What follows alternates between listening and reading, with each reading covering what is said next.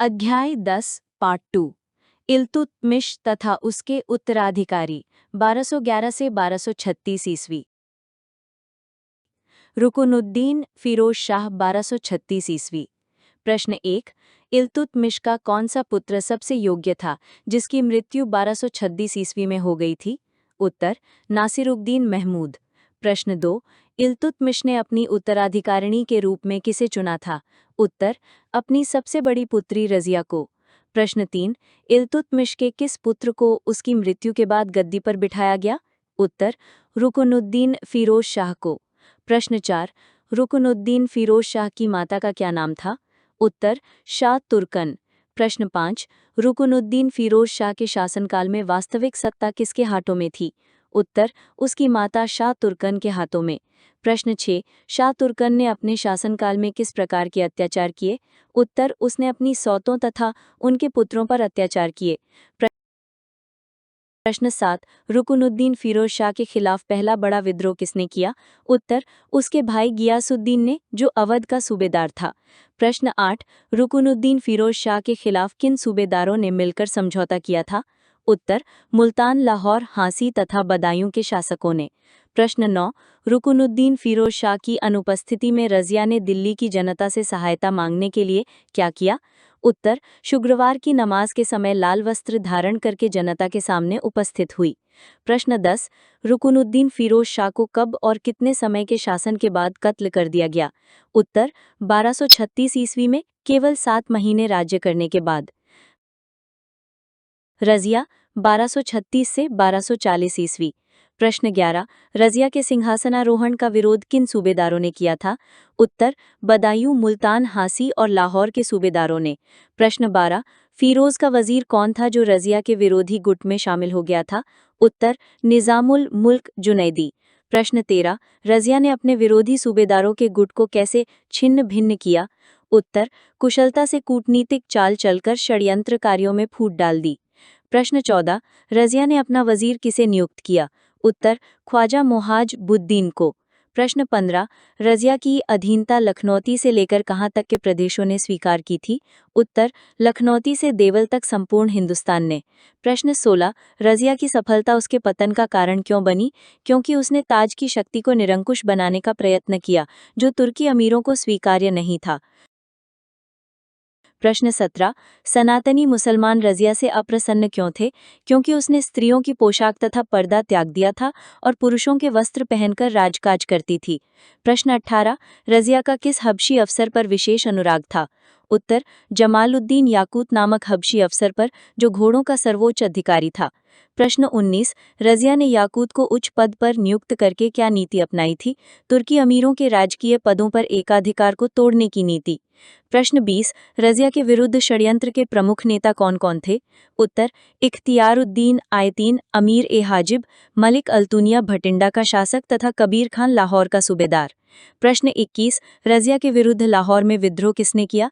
उत्तर लाहौर के शासक कबीर खान में 1240 ईस्वी में। प्रश्न 22। रजिया को भटिंडा में किसने बंदी बनाया? उत्तर भटिंडा के सूबेदार अल्तुनिया ने अप्रैल 1240 ईस्वी में। प्रश्न 23। रजिया को बंदी बनाने के बाद दिल्ली की गद्दी पर किसे बिठाया गया? उत्तर इल्तुतमिश के तीसरे पुत्र बेहराम को। प्रश्न 24। अल्तुनिया ने असंतुष्ट होकर रजिया से क्या किया?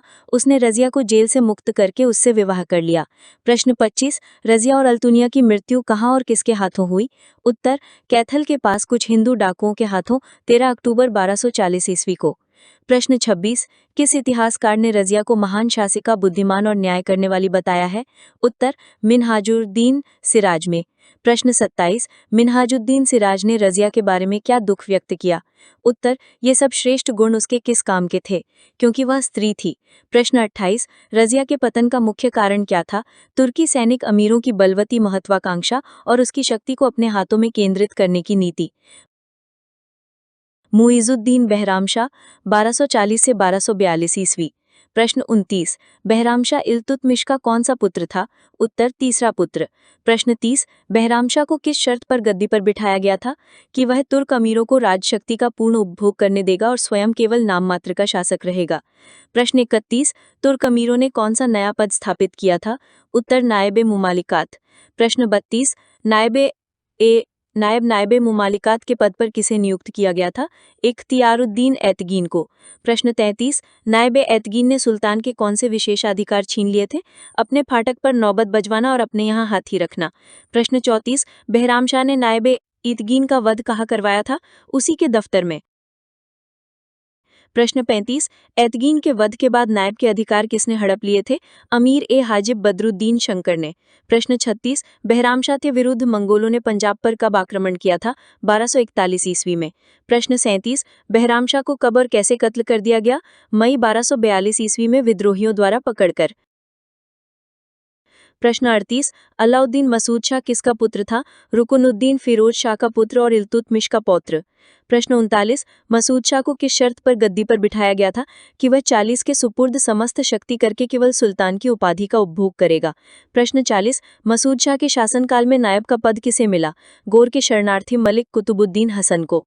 प्रश्न 41 मसूद शाह के शासनकाल में अमीर हाजिब का पद किसे मिला? बलबन को। प्रश्न 42 मसूद शाह के समय किस सूबेदार ने दिल्ली के प्रभुत्व को मानने से इनकार कर दिया था? उत्तर बंगाल के सूबेदार तुगन खान ने। प्रश्न 43 1245 ईस्वी में मुल्तान पर किसने आक्रमण करके उस पर अधिकार कर लिया था? सैफुद्दीन हसन कारलुंग ने। प्रश्न 44 मसूद शाह के विरुद्ध किसने षड्यंत्र रचा? बलबन ने नासिरुद्दीन महमूद से मिलकर।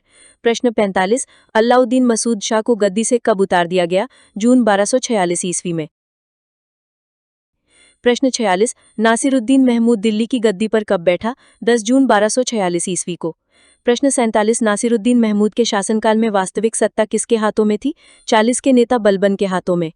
प्रश्न 48 नासिरुद्दीन महमूद की धार्मिक प्रवृत्ति के बारे में कौन सी किंवदंतियां प्रचलित हैं?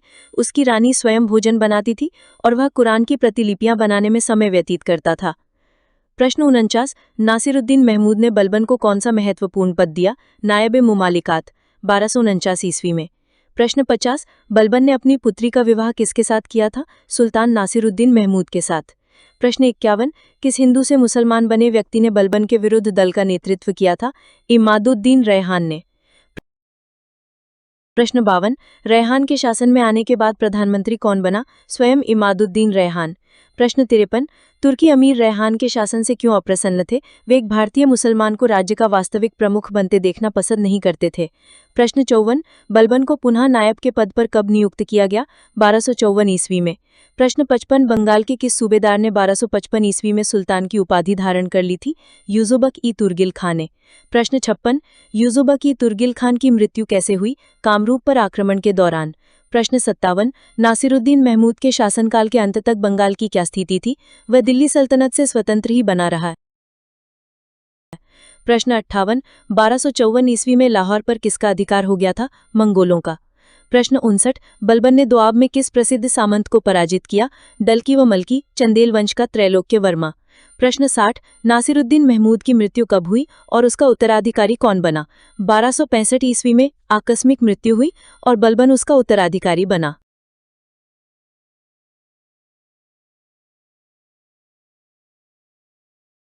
Thank you. ऐसी और वीडियो देखने के लिए हमारे चैनल को सब्सक्राइब करें और बेल आइकन को प्रेस करें जिससे आपको न्यू वीडियो का नोटिफिकेशन एकदम से मिल जाए।